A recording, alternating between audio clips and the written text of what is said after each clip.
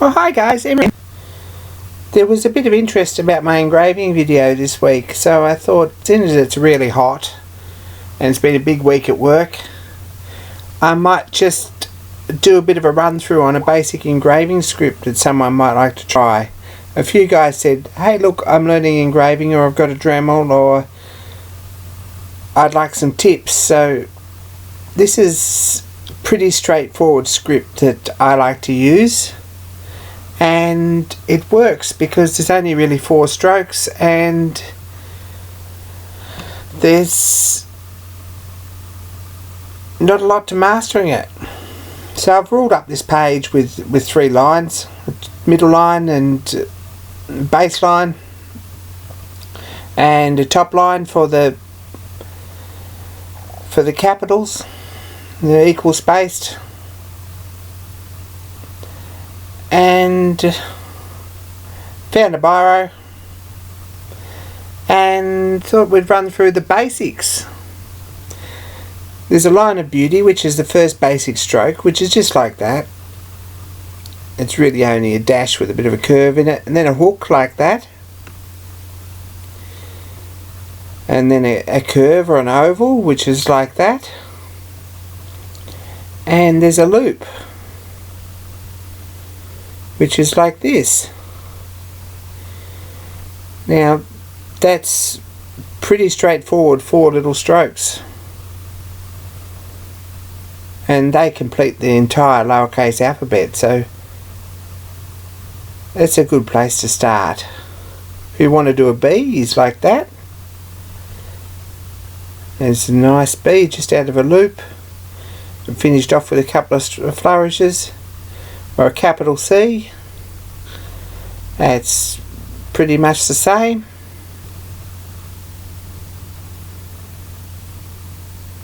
If we want to do an F, we put a hook and a stroke at another hook, and then a curve and a loop on the end. We've got a word, as easy as that, and all we've used those 4 basic strokes.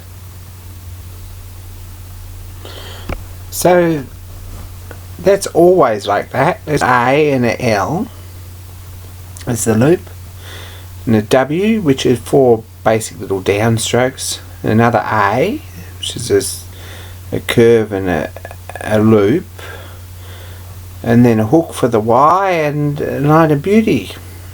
The S is just a flourish on the end. So that's pretty presentable and pretty easy to read.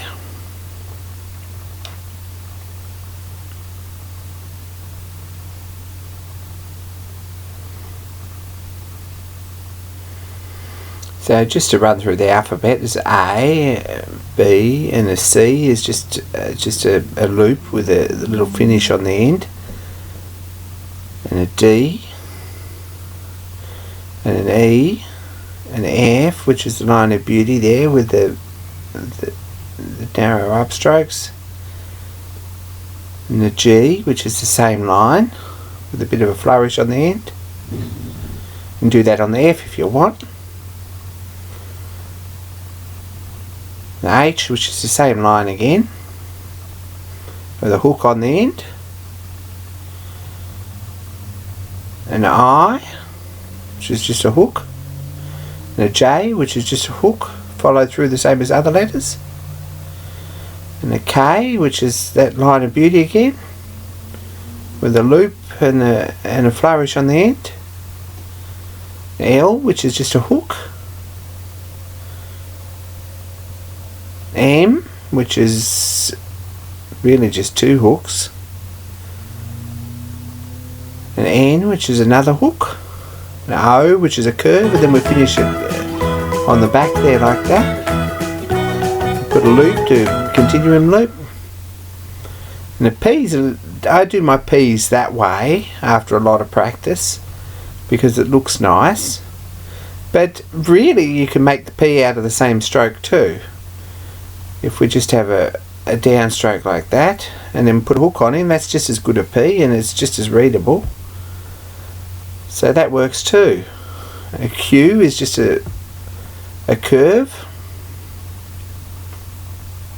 R is just a hook with a loop on the end. And the S is is the only real backwards curve, but it's only a short curve and you can master that pretty easily. T is just a hook with a cross, and a U is just two hooks.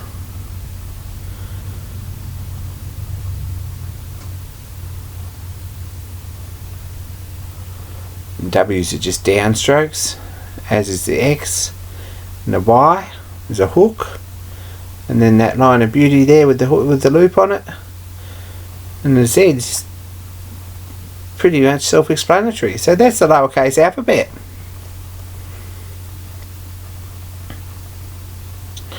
And all we've used is those 4 strokes. It's that one and that one and that one and that one. You use a burr with a dovetail on it, like that, and as many teeth as you can get, and more expensive they are, the more teeth they've got normally, and the better for engraving you can do. But you use that edge of the tool at all times.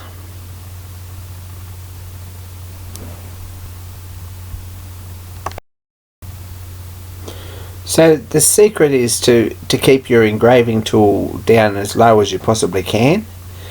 You rest your Dremel or your flexible shaft on your thumb there, and set it between your 2 fingers, and you want to use that edge of the grave of the burr rather than the end of the burr at any point.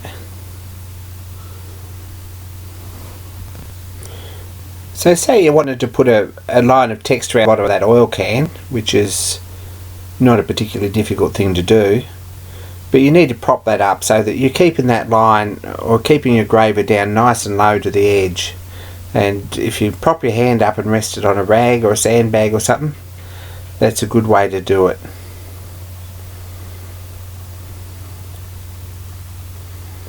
If we use that edge on that angle, what you're going to find is that the thick part of the burr is going to give you a nice thick line on the downstroke through there, whereas the thin part, or the fine line of the edge as you go upwards on that angle, is going to give you a fine line like that, and then the thick part will give you a nice thick line like that. So that gives you upstrokes that are nice and fine, and downstrokes that have got a bit of weight to them, so that'll make your lettering look pretty smart. That's something that just comes with practice. And on a C you can put a little bit of a downstroke on it that way, just to give it a bit of weight in the top. Looks nice. And just taking your time and taking the time to get everything finished nicely is well worth it. You're going to make that into a D. You've got a nice heavy downstroke there, and then the return back up to the next letter. That's nice and light. It's a narrow line.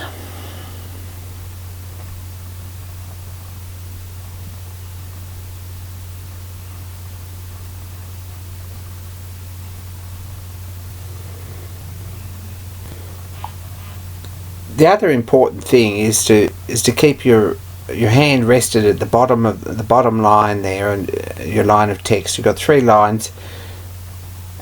You want to touch on the bottom line there, and then or rest at the bottom line and reach up for your long strokes, and that way you're not compressing your hand.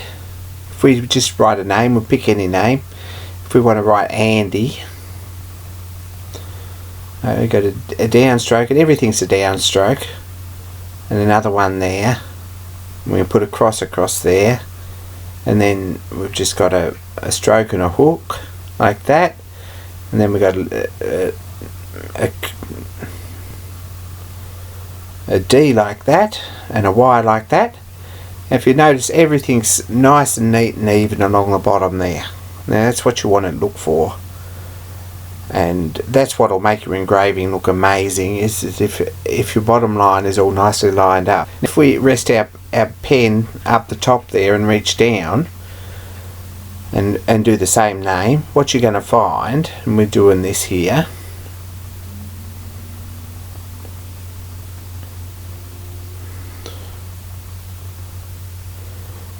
what you're going to find there, if you have a close look, is that none of those lines actually touch the bottom line, and that looks crappy. And you'll get away with it, but it really doesn't look good. And if you do get engraving like that, you can go back and you can just touch it up gently, and you'll get reasonable results out of that. But you don't really want to aim for that.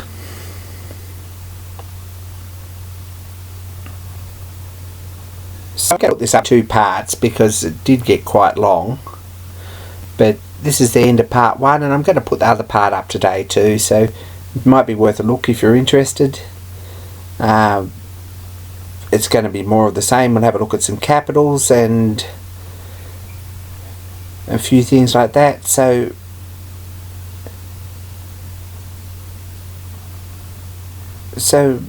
thanks for watching, guys, and more soon.